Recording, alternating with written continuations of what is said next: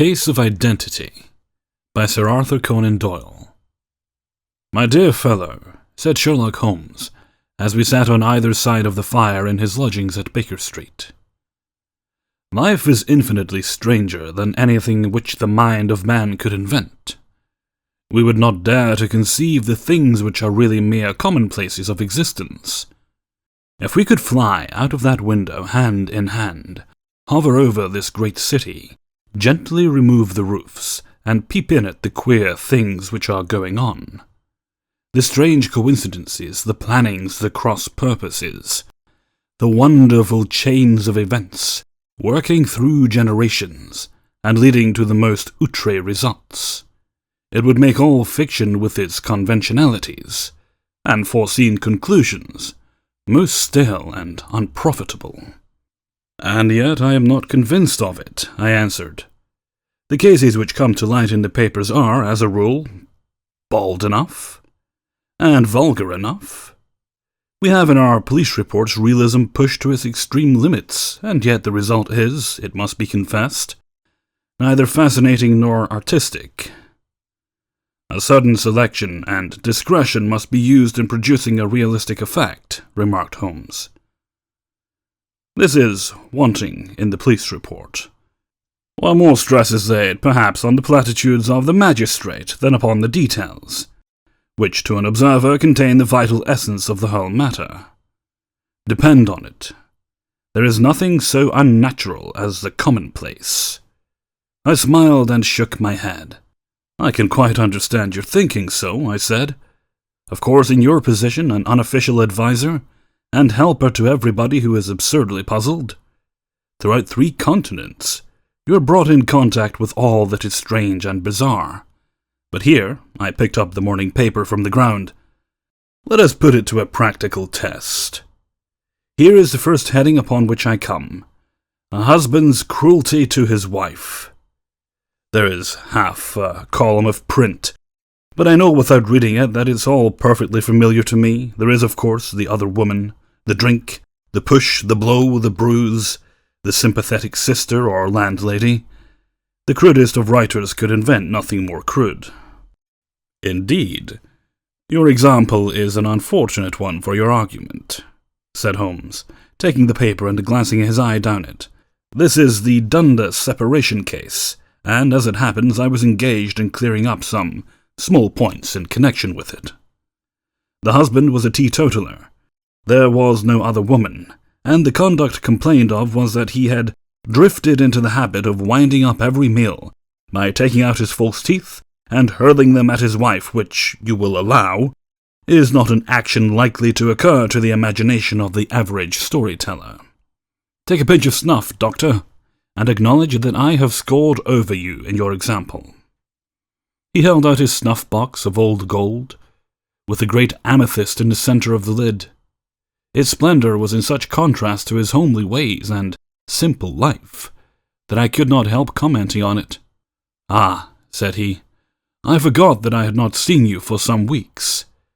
It is a little souvenir from the King of Bohemia, in return for my assistance in the case of the Irene Adler papers. And the ring? I asked, glancing at a remarkable brilliant which sparkled upon his finger. It was from the reigning family of Holland, though the matter in which I served them was of such a delicacy that I cannot confide it even to you, who have been good enough to chronicle 1 or 2 of my little problems. And have you any on hand just now? I asked with interest. Some 10 or 12, but none which present any feature of interest. They are important, you understand, without being interesting.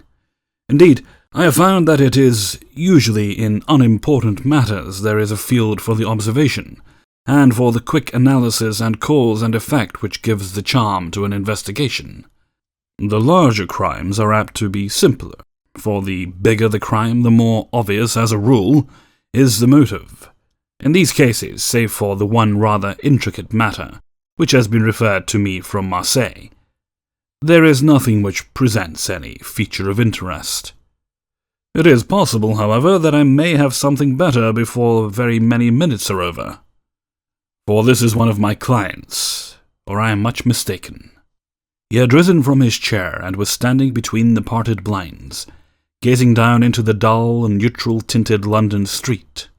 Looking over his shoulder, I saw that on the pavement opposite there stood a large woman, with a heavy fur boa around her neck, and a large curling red feather in a broad-brimmed hat which was tilted in a coquettish Duchess of Devonshire fashion over her ear. From under this great panoply she peeped out in a nervous, hesitating fashion at our windows, while her body oscillated backward and forward, and her fingers fidgeted with her glove buttons.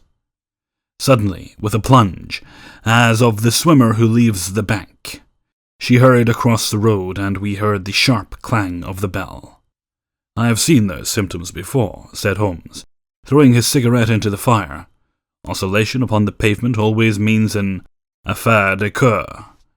She would like advice, but is not sure that the matter is not too delicate for communication.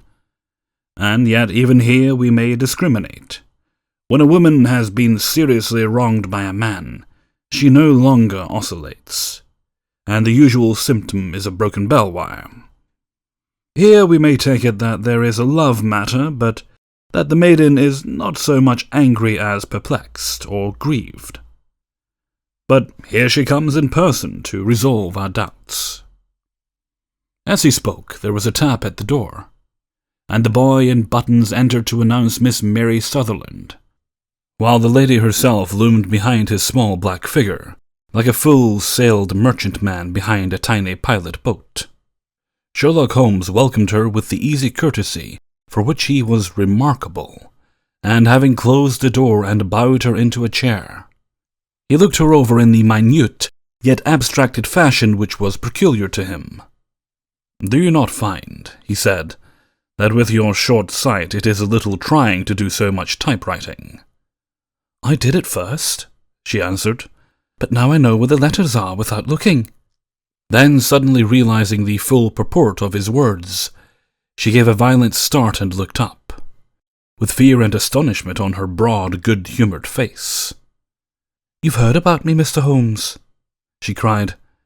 "Else how could you know all that?" "Never mind," said Holmes, laughing. "It is my business to know things. Perhaps I have trained myself to see what others overlook. If not, why should you come to consult me?" "I came to see you, sir, because I had heard of you from Mrs. Etheridge, whose husband you found so easy when the police and everyone had given him up for dead. Oh, Mr. Holmes, I wish you would do as much for me. I'm not rich, but still I have 100 a year in my own right, besides the little that I make by the machine, and I would give it all to know what has become of Mr. Hosmer Angel." "Why did you come away to consult with me in such a hurry?" asked Sherlock Holmes, with his fingertips together and his eyes to the ceiling. Again a startled look came over the somewhat vacuous face of Miss Mary Sutherland. "Yes, I did bang out of the house," she said, "for it made me angry to see the easy way in which Mr. Windibank, that is, my father, took it all. He would not go to the police, he would not go to you, and so, at last, as he would do nothing and kept on saying that there was no harm done, it made me mad, and I just on with my things and came right away to you." "Your father," said Holmes. "Your stepfather, surely, since the name is different."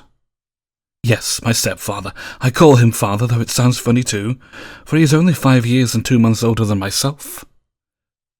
"And your mother is alive?" "Oh, yes, mother is alive and well. I wasn't best pleased, Mr. Holmes, when she married again, so soon after father's death. And a man who was nearly 15 years younger than herself. Father was a plumber in the Tottenham Court Road, and he left a tidy business behind him, which mother carried on with Mr. Hardy, the foreman. But when Mr. Windibank came, he made her sell the business, for he was very superior, being a traveller in wines. They got 4,700 for the goodwill and interest, which wasn't near as much as father could have got if he had been alive." I had expected to see Sherlock Holmes impatient under this rambling and inconsequential narrative.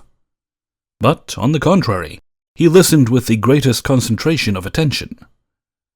"Your own little income," he asked, "does it come out of the business?" "Oh no, sir. It is quite separate, and was left me by my Uncle Ned in Auckland. It is in New Zealand stock, paying 4.5%. £2,500 was the amount, but I can only touch the interest." "You interest me extremely," said Holmes.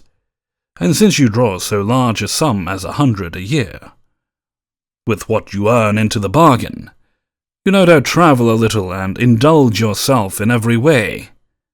I believe that a single lady can get on very nicely upon an income of about 60. "I could do with much less than that, Mr. Holmes, but you understand that as long as I live at home, I don't wish to be a burden to them. And they have the use of the money just while I'm staying with them. Of course, that is only for the time. Mr. Windibank draws my interest every quarter and pays it over to Mother, and I find that I can do pretty well with what I earn at typewriting. It brings me 2p a sheet, and I can often do from 15 to 20 sheets in a day." "You have made your position very clear to me," said Holmes. "This is my friend, Dr. Watson, before whom you can speak as freely as before myself. Kindly tell us now about your connection with Mr. Hosmer Angel." A flush stole over Miss Sutherland's face, as she picked nervously at the fringe of her jacket. "I met him first at a gasfitter's ball," she said. "They used to send Father tickets when he was alive, and then afterwards they remembered us, and sent them to Mother. Mr. Windibank did not wish us to go. He never did wish us to go anywhere. He would get quite mad if I wanted to so much as join a Sunday school treat. But this time I was set on going, and I would go. For what right had he to prevent? He said the folk were not fit for us to know, and all Father's friends were to be there. He said that I had nothing fit to wear when I had my purple plush that I had never so much as taken out of the drawer. At last, when nothing else would do, he went off to France upon the business of the firm, and we went, Mother and I, with Mr. Hardy, who used to be our foreman, and it was there I met Mr. Hosmer Angel." "I suppose," said Holmes, "that when Mr. Windibank came back from France, he was very annoyed at your having gone to the ball." "Oh, well, he was very good about it. He laughed, I remember, and shrugged his shoulders and said there was no use in denying anything to a woman, for she would have her way." "I see. Then at the gasfitter's ball you met, as I understand, a gentleman called Mr. Hosmer Angel." "Yes, sir, I met him that night, and he called next day to ask if we had got home all safe. And after that we met him, that is to say, Mr. Holmes, I met him, twice for walks. But after that Father came back again, and Mr. Hosmer Angel could not come to the house any more." "No?" "Well, you know Father didn't like anything of the sort. He wouldn't have any visitors if he could help it. And he used to say that a woman should be happy in her own family circle. But then, as I used to say to Mother, a woman wants her own circle to begin with, and I had not got mine yet." "But how about Mr. Hosmer Angel? Did he make no attempt to see you?" "Well, Father was going off to France again in a week, and Hosmer wrote and said that it would be safer and better not to see each other until he had gone. We could write in the meantime, and he used to write every day. I took the letters in the morning, so there was no need for Father to know." "Were you engaged to the gentleman at this time?" "Oh yes, Mr. Holmes. We were engaged after the first walk that we took. Hosmer, Mr. Angel, was a cashier in an office on Leadenhall Street, and—" "What office?" "That's the worst of it, Mr. Holmes. I don't know." "Where did he live, then?" "He slept on the premises." "And you don't know his address?" "No, except that it was Leadenhall Street." "Where did you address your letters, then?" "To the Leadenhall Street post office, to be left till called for. He said that if they were sent to the office, he would be chaffed by all the other clerks about having letters from a lady. So I offered to typewrite them, like he did his, but he wouldn't have that. For he said that when I wrote them, they seemed to come from me. But when they were typewritten, he always felt that the machine had come between us. That will just show how fond he was of me, Mr. Holmes, and the little things that he would think of." "It was most suggestive," said Holmes. "It has long been an axiom of mine that the little things are infinitely more important.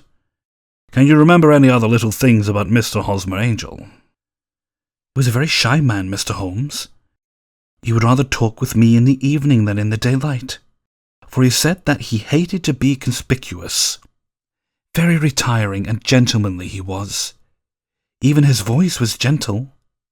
He had the quinsy and swollen glands when he was young, he told me, and it has left him with a weak throat and a hesitating, whispering fashion of speech. He was always well dressed, very neat and plain, but his eyes were weak just as mine are, and he wore tinted glasses against the glare. Well, and what happened when Mr. Windibank, your stepfather, returned to France? Mr. Hosmer Angel came to the house again, and proposed that we should marry before father came back. He was in dreadful earnest, and made me swear with my hands on the testament that whatever happened, I would always be true to him. Mother said that he was quite right to make me swear, and that it was a sign of his passion. Mother was all in his favour from the first, and was even fonder of him than I was. Then when they talked of marrying within the week, I began to ask about father. But they both said never to mind about father, but just to tell him afterwards, and mother said she would make it all right with him. I didn't quite like that, Mr. Holmes. It seemed funny that I should ask his leave, as he was only a few years older than me. But I didn't want to do anything on the sly, so I wrote to father at Bordeaux, where the company has its French offices. But the letter came back to me on the very morning of the wedding. It missed him then? Yes, sir, for he had started to England just before it arrived. Ha! That was unfortunate. Your wedding was arranged, then, for the Friday. Was it to be in church? Yes, sir, but very quietly. It was to be at St. Saviour's near King's Cross, and we were to have breakfast afterwards at the St. Pancras Hotel. Hosmer came for us in a hansom, but as there were two of us, he put us both into it and stepped himself into a four-wheeler, which happened to be the only other cab in the street. We got to the church first, and when the four-wheeler drove up, we waited for him to step out, but he never did. And when the cabman got down from the box and looked, there was no one there. The cabman said that he could not imagine what had become of him, for he had seen him get in with his own eyes. That was last Friday, Mr. Holmes, and I have never seen or heard anything since then to throw any light upon what became of him. It seems to me that you have been very shamefully treated, said Holmes. Oh, no, sir. He was too good and kind to leave me so. Why, all the morning he was saying to me that whatever happened, I was to be true, and that even if something quite unforeseen occurred to separate us, I was always to remember that I was pledged to him, and that he would claim his pledge sooner or later. It seems strange talk for a wedding morning, but what has happened since gives a meaning to it. Most certainly it does. Your own opinion is, then, that some unforeseen catastrophe has occurred to him? Yes, sir. I believe that he foresaw some danger, or else he would not have talked so. And then I think that what he foresaw happened. But you have no notion as to what it could have been? None. One more question. How did your mother take the matter? She was angry, and said that I was never to speak of the matter again. And your father, did you tell him? Yes, and he seemed to think, with me, that something had happened, and that I should hear of Hosmer again. As he said, what interest could anyone have in bringing me to the doors of the church, and then leaving me? Now, if he had borrowed my money, or if he had married me and got my money settled on him, there might be some reason, but Hosmer was very independent about money, and never would look at a shilling of mine. And yet what could have happened? And why could he not write? Oh, it drives me half mad to think of it. And I can't sleep a wink at night. She pulled a little handkerchief out of her muff, and began to sob heavily into it. I shall glance into the case for you, said Holmes, rising, and I have no doubt that we shall reach some definite result. Let the weight of the matter rest upon me now, and do not let your mind dwell upon it further. Above all, try to let Mr. Hosmer Angel vanish from your memory, as he has done from your life. And you don't think I'll see him again? I fear not. Then what has happened to him? You will leave that question in my hands. I should like an accurate description of him, and any letters of his which you can spare. I advertised for him in last Sunday's Chronicle, said she. Here is the slip, and here are 4 letters from him. Thank you, and your address? Number 31, Lyme Place, Camberwell. Mr. Angel's address you never had, I understand. Where is your father's place of business? He travels for Westhouse and Marbank, the great claret importers of Fenchurch Street. Thank you. You have made your statement very clearly. You will leave the papers here, and remember the advice which I have given you. Let the whole incident be a sealed book, and do not allow it to affect your life.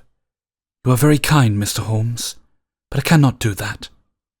I shall be true to Hosmer. He shall find me ready when he comes back.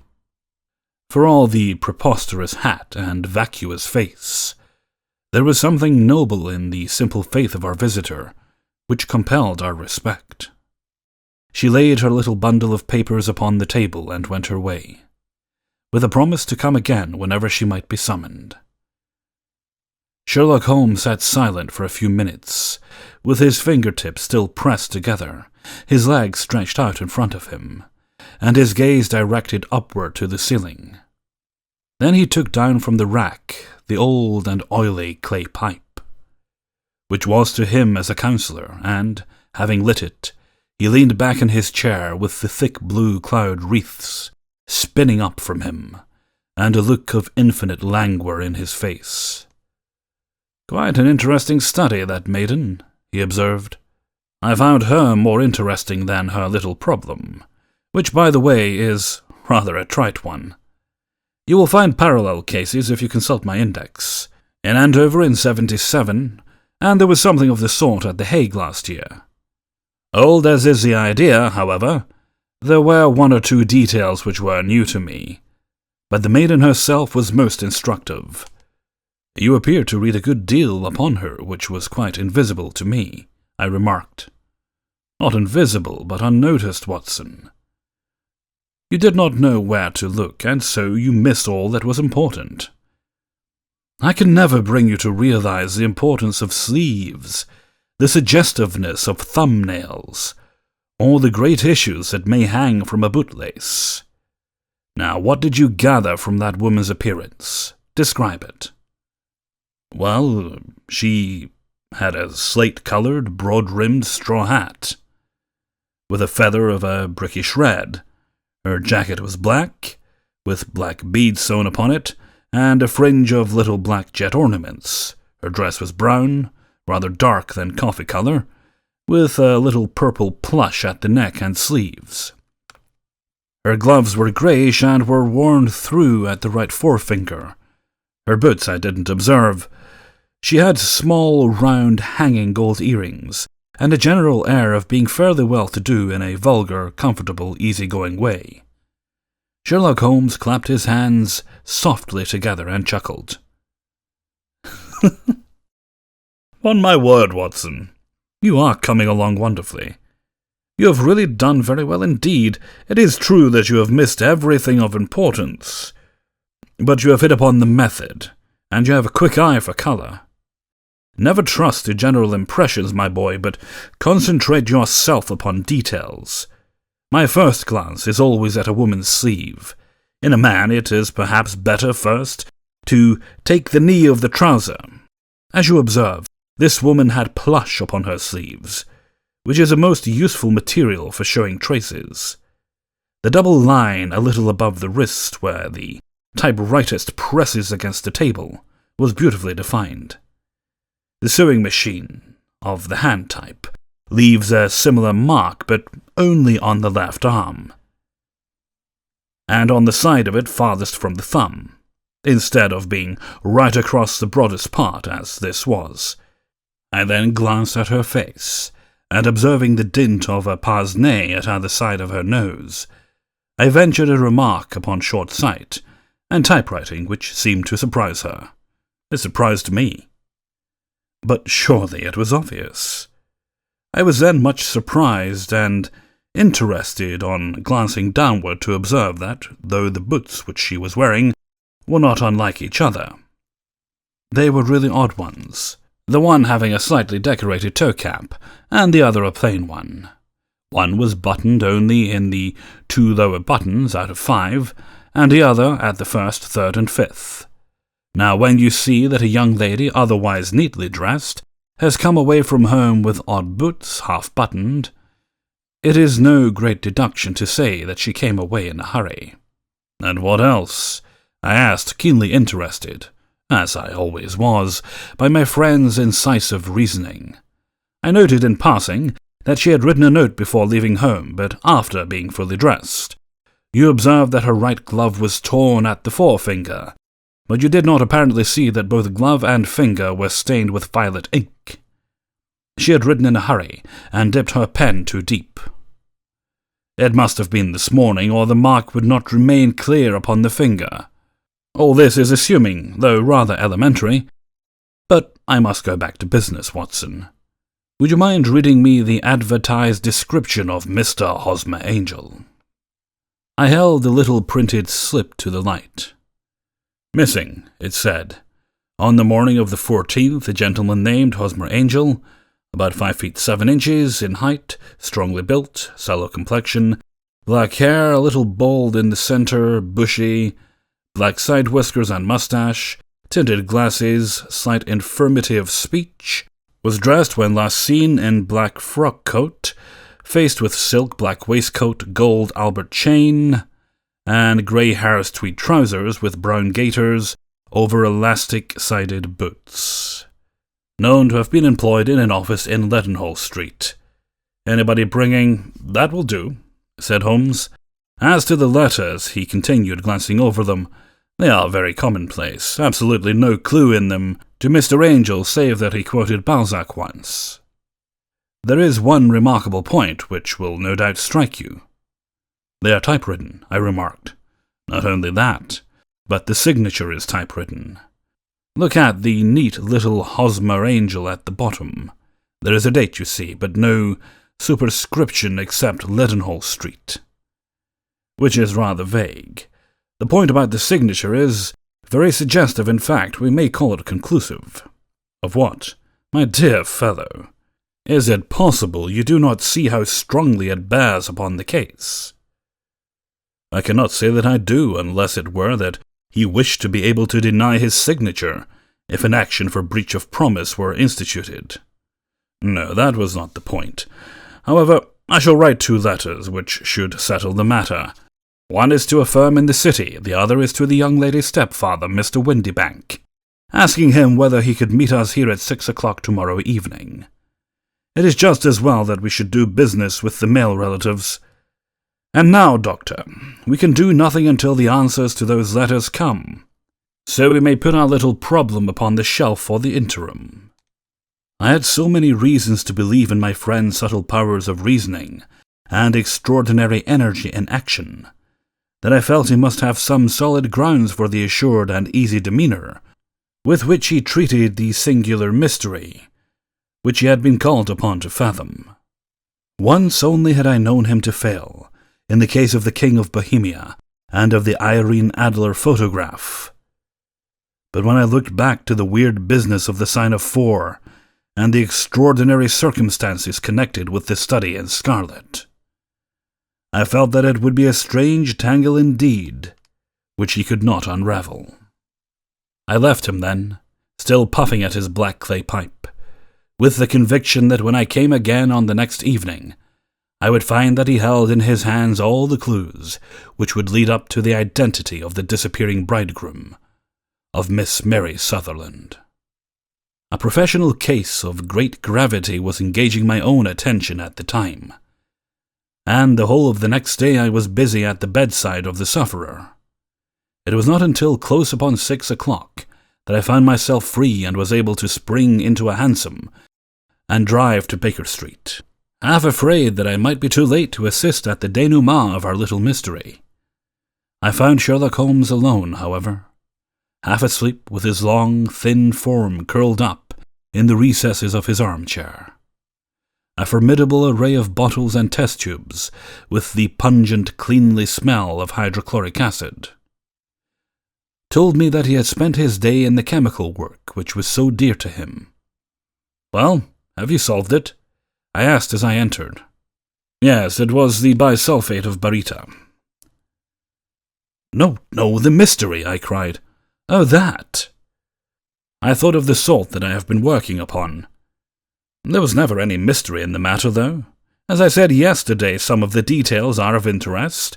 The only drawback is that there is no law, I fear, that can touch the scoundrel." "Who was he, then? And what was his object in deserting Miss Sutherland?" The question was hardly out of my mouth, and Holmes had not yet opened his lips to reply, when we heard a heavy footfall in the passage and a tap at the door. "This is the girl's stepfather, Mr. James Windibank," said Holmes. "He has written to me to say that he would be here at 6. Come in." The man who entered was a sturdy, middle-sized fellow, some 30 years of age, clean-shaven and sallow-skinned, with a bland, insinuating manner, and a pair of wonderfully sharp and penetrating grey eyes. He shot a questioning glance to each of us, placed his shiny top hat upon the sideboard, and with a slight bow, sidled down into the nearest chair. "Good evening, Mr. James Windibank," said Holmes. "I think that this typewritten letter is from you, in which you made an appointment with me for 6 o'clock. "Yes, sir. I'm afraid I'm a little late, but I'm not quite my own master, you know. I'm sorry that Miss Sutherland has troubled you about this little matter, for I think it is far better not to wash linen of the sort in public. It was quite against my wishes that she came.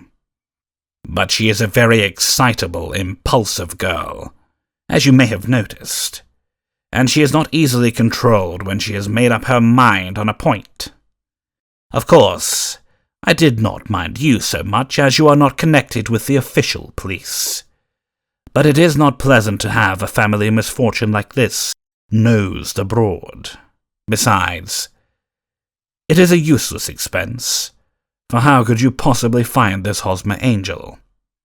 "On the contrary," said Holmes quietly, "I have every reason to believe that I will succeed in discovering Mr. Hosmer Angel." Mr. Windibank gave a violent start and dropped his gloves. "I am delighted to hear it," he said. "It is a curious thing," remarked Holmes, "that a typewriter has really quite as much individuality as a man's handwriting. Unless they are quite new, no two of them write exactly alike. Some letters get more worn than others, and some wear only on one side. Now, you remark in this note of yours, Mr. Windibank, that in every case there is some little slurring over the E, and a slight defect in the tail of the R. There are 14 other characteristics, but those are the more obvious. We all do our correspondence with this machine at the office, and no doubt it is a little worn," our visitor answered, glancing keenly at Holmes with his bright little eyes. "And now, I will show you what is really a very interesting study, Mr. Windibank," Holmes continued. "I think of writing another little monograph some of these days on the typewriter and its relation to crime. It is a subject to which I have devoted some little attention. I have here 4 letters which purport to come from the missing man. They are all typewritten. In each case, not only are the E's slurred and the R's tailless, but you will observe, if you care to use my magnifying lens, that the 14 other characteristics to which I have alluded are there as well." Mr. Windibank sprang out of his chair and picked up his hat. "I cannot waste time over this sort of fantastic talk, Mr. Holmes," he said. If you can catch the man, catch him, and let me know when you have done it." "Certainly," said Holmes, stepping over and turning the key in the door. "I'll let you know, then, that I have caught him." "What?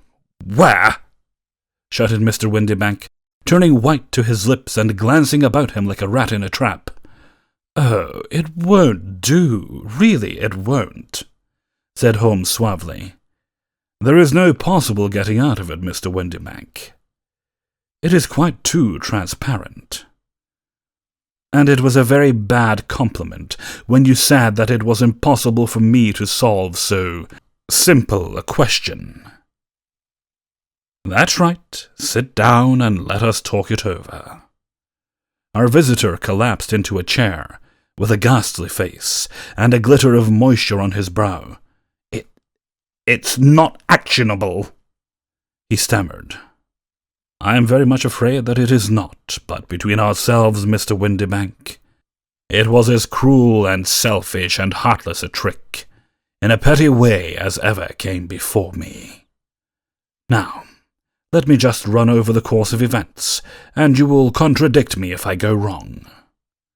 The man sat huddled up in his chair, with his head sunk upon his breast, like one who is utterly crushed. Holmes struck his feet upon the corner of the mantelpiece, and, leaning back with his hands in his pockets, began talking rather to himself, as it seemed, than to us. "The man married a woman very much older than himself for her money," said he, "and he enjoyed the use of the money of the daughter as long as she lived with them.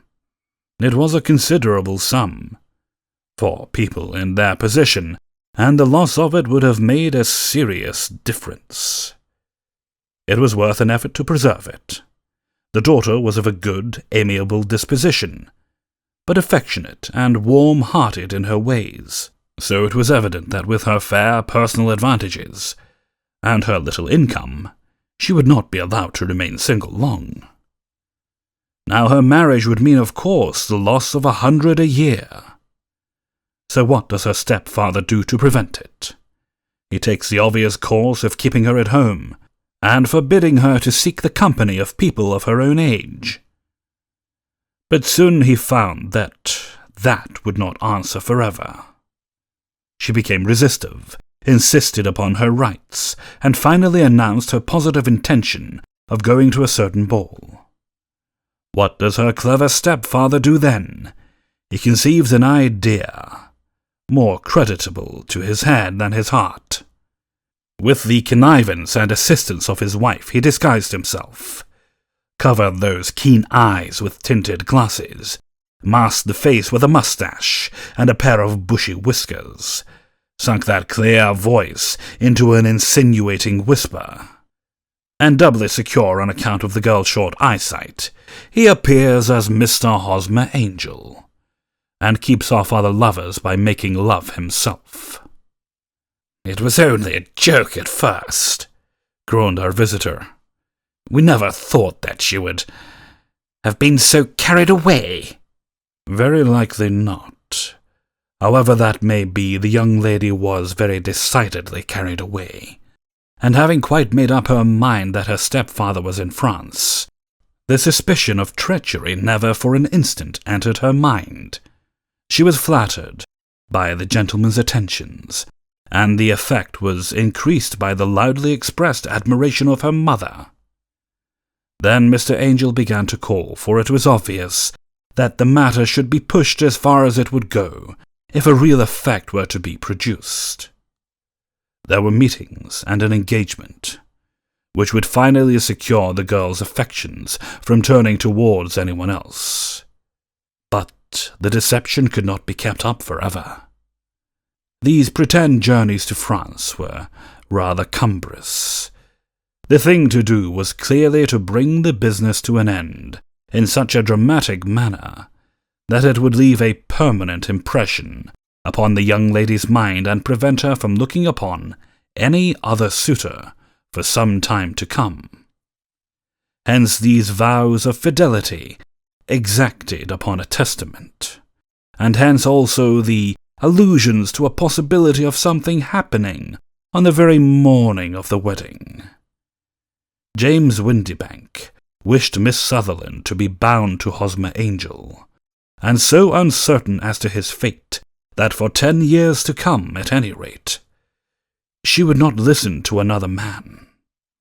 As far as the church door he brought her, and then, as he could go no farther, he conveniently vanished away by the old trick of stepping in at one door, on a four-wheeler, and out at the other.